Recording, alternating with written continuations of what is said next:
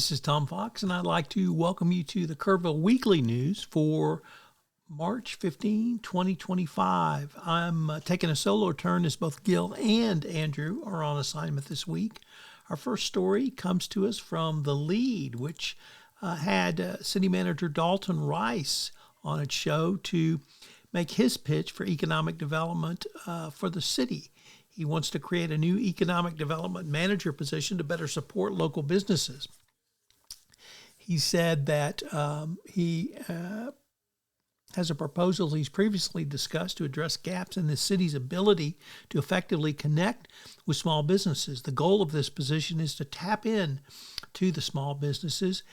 He believes that the city has a gap in how we tap into that market and build relationships. The new manager will report directly to Assistant City Manager Michael Horns, and the city manager will focus specifically on Kerrville small business sector. Rice emphasized the position is not meant to replace the Kerrville Economic Development Corporation, which is a main regional focus serving all of Kerr County. This position is going to be more dedicated to the economic development functions, not to replace the EDC. The EDC has a regional focus, and if you're in Kerr County, you don't have the capacity to focus on small businesses in Kerrville, and that's the reason the city wants to take this role over. The city only learned lessons about business changes after they occurred, and this includes the opening of a new ramen shop and, of course, the closure of the Denny's. The city would like to be in a position to be proactive rather than reactive. Among the new position's first initiatives will be implementing a facade improvement grant program for small businesses. He said the framework is already developed, but it needs a dedicated oversight. In other words, an individual who can handle this for us. Our second story is also comes to us from The Lead, that Peterson Health shared the importance of a rehabilitation department. The rehabilitation team at Peterson combines personal experience with professional expertise to help patients gain and regain independence through innovative therapy ways. Occupational therapist Devin Seabuck discovered her calling after experiencing knee surgery in high school, and she fell in love with this. And since that time has earned her master's degree. She has, as I said, had personal experience in this. And Peterson's rehab facilities include a practice apartment where patients learn to navigate daily activities after an injury or illness. It features a mock grocery store to help patients practice reentry skills, and it really helps prepare patients for real-world situations.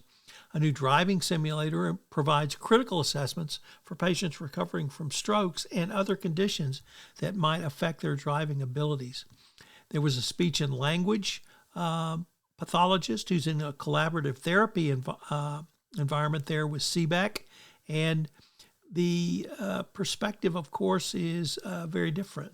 So kudos to Peterson Hospital for both of those, not only interviews, but letting us know about the great rehab facilities from our great local hospital.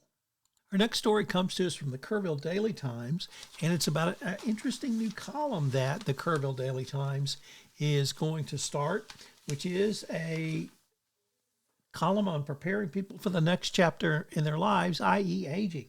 Did you know that over 37% of the people who live in Kerrville are over the age of 60? Well, if you didn't, then you probably haven't been to the grocery store lately, but I'm really looking forward to this being in that category myself. So it's going to focus on things that are important to this population and how we need to move on to some of the next phases and strategies for taking care of ourselves going forward.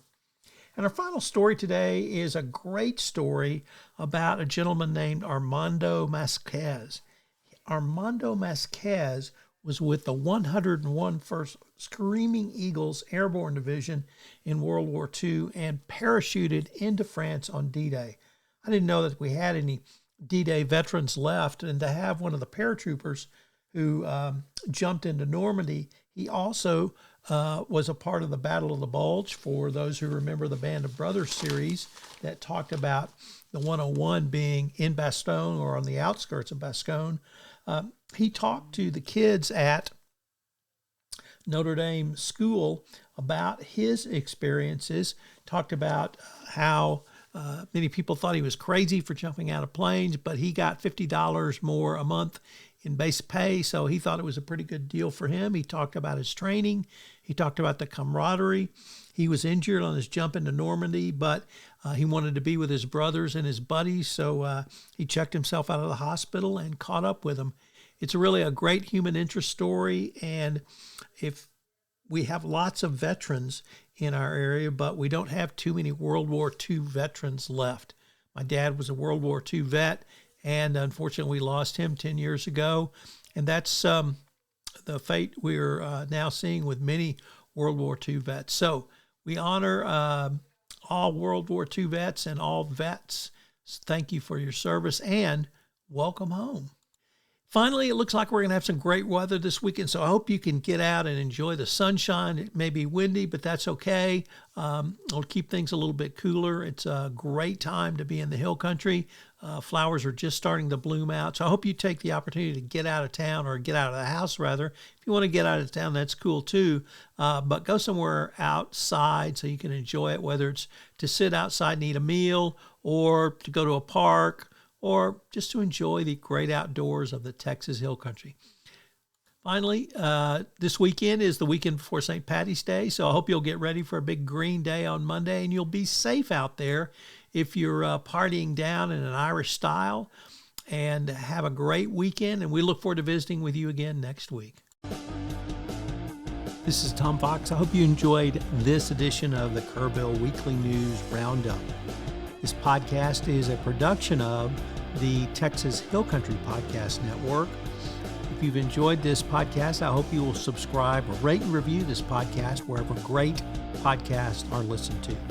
I hope you'll join Gilbert, Andrew, and myself next week, where we take a look at some of the top stories from Kerrville and the surrounding hill country area. Thanks so much for listening.